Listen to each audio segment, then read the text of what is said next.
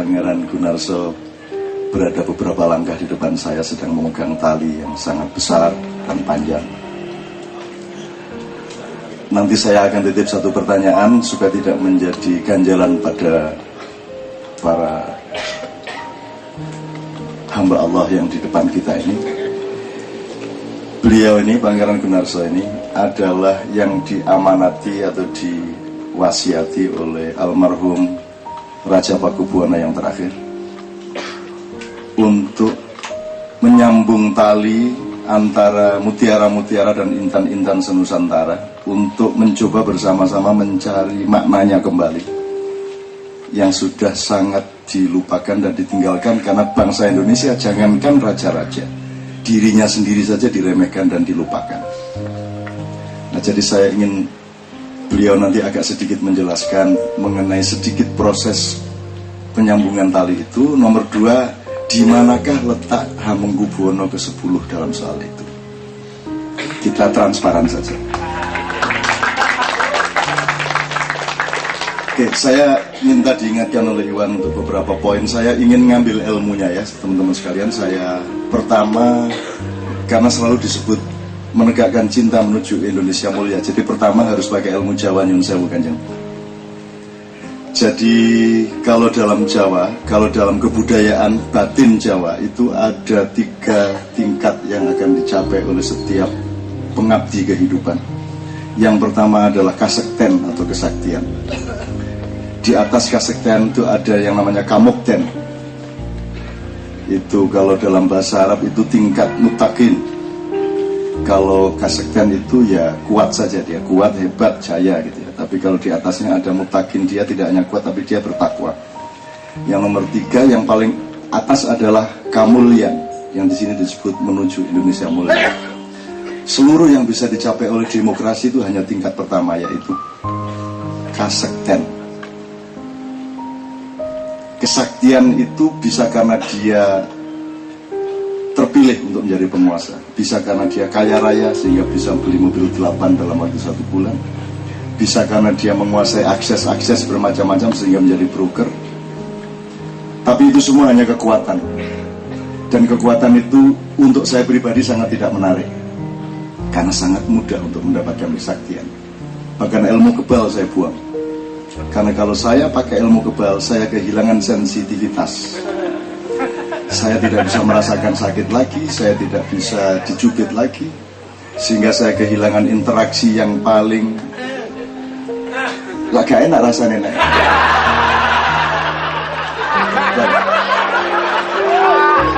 Kamu kebal, kamu metu-metu lah. Ngapunten. Saya berada di antara orang-orang mulia dengan orang-orang hina. Jadi saya memakai bahasa di antara. Jadi ilmu kebal, ilmu kaya, ilmu kemasyhuran, ilmu kekuasaan itu sangat dikejar-kejar orang, dan puncak demokrasi itu hanya di situ. Demokrasi yang tanpa ilmu adalah satu pandangan yang tidak mampu membedakan kerikil dengan mutiara atau intan. Maka nanti akan ada pertanyaan-pertanyaan mengenai raja dan mengenai demokrasi atau sistem-sistem modern. Tapi itu nanti dulu. Kita ngomong dulu sedikit tentang di atas kesaktian ada kamukten, di atas kamukten ada kamulyan. Dan kenduri cinta tidak tanggung-tanggung, yang dia cari adalah kamulyan.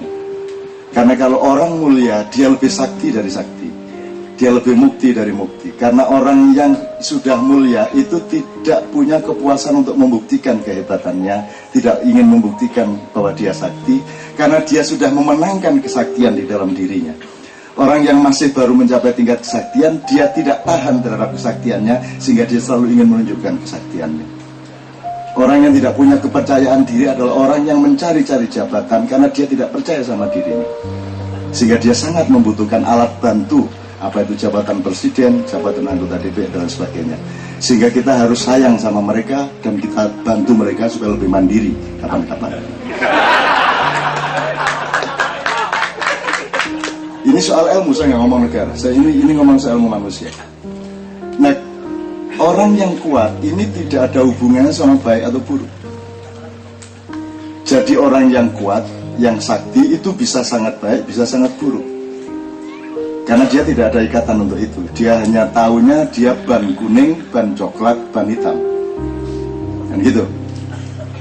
Tapi orang yang mampu menggunakan kesaktiannya untuk manfaat sosial yang luas, untuk pengabdian kepada rakyat, dan dia teruji di situ dan dia tahan di situ, maka dia akan menjadi mukti. Kalau dalam Jawa begitu. Jadi mukti adalah ketika seseorang lulus menggunakan kekuatannya, kekayaannya, jabatannya, kemasyhurannya dan sebagainya untuk manfaat-manfaat yang lebih luas. Apa dia raja, apa dia presiden, terserah. Tapi kekuatannya itu, kesaktiannya itu digunakan untuk manfaat kerakyatan. Maka dia akan mendapat kamukten. Dengan saya mungkin, pangeran. Kamukten itu juga bisa menjadi bahaya bagi diri seseorang karena ada bermacam-macam kesombongan yang muncul dalam diri manusia. Kalau orang lemah, begitu dia berlatih jadi kuat, dia diiringi oleh kesombongan. Jadi kesombongan itu milik orang kuat, satu. Kecuali yang bisa menghilangkan kesombongannya. Nomor dua, milik orang pintar. Begitu pintar kita sertaannya adalah sombong. Nomor tiga, orang kaya. Begitu kita kaya, kita juga bisa disertai sombong. Nomor empat, orang berkuasa juga bisa sombong. Dan yang paling tidak pernah disangka oleh umat manusia adalah bahwa orang alim itu justru potensi sombongnya sangat tinggi. Begitu dia sudah pakai serban, begitu dia sudah pakai sajadah, begitu dia sholatnya paling rajin,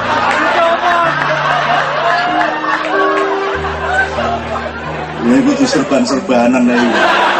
Yang biasa dibeber digawe ngene bojone kok. Ya Gusti ngono serban iki mek apen-apen kok. Iku kene ireng digosok watu.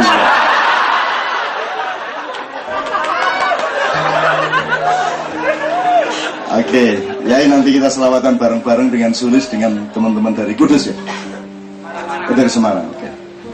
Oke, supaya tidak terlalu berkepanjangan, saya ingin poin ini, setelah itu ada beberapa poin lagi. Jadi orang yang lulus menggunakan kekuatannya untuk manfaat sosial ya, khairun nasi anfa'uhum linnas kalau dalam Islam. Dia akan mendapatkan kamukten. Tapi kamukten itu juga bisa membuat kita sombong. Rasa mempahlawankan dirinya. Rumongso bisa, rumongso ampuh. Mengklaim apa yang sebenarnya bukan jasanya sebagai jasanya, dan kehilangan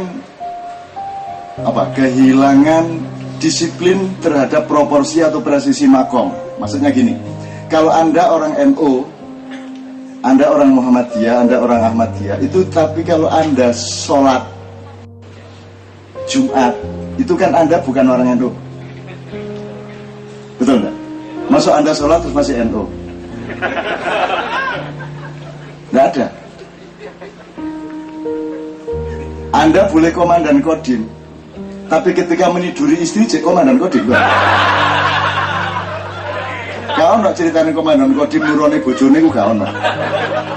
Nah ini disiplin ini hilang di Indonesia.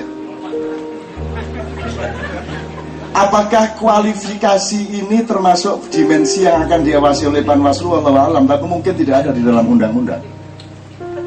Setiap calon kontestan pemilu selalu mengklaim hasil-hasil pembangunan tertentu sebagai hasil dari partainya.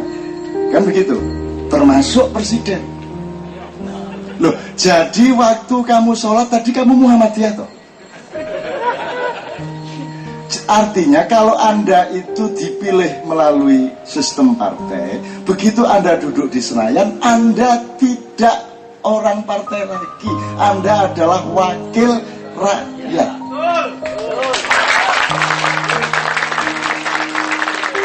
Dan karena hal-hal seperti ini sudah dilanggar habis-habisan, maka yang ada sekarang bukan kedaulatan rakyat, tetapi kedaulatan partai atau parpol. Mudah-mudahan pada suatu hari Panwaslu paling tidak juga memiliki rubrikasi untuk kualifikasi yang seperti ini. Tidak hanya teknis hukum dari undang-undang pemilu saja. Dan saya kira puisi-puisi diisi itu akan bagus banget. Apik banget ya. Digenginnya enak itu.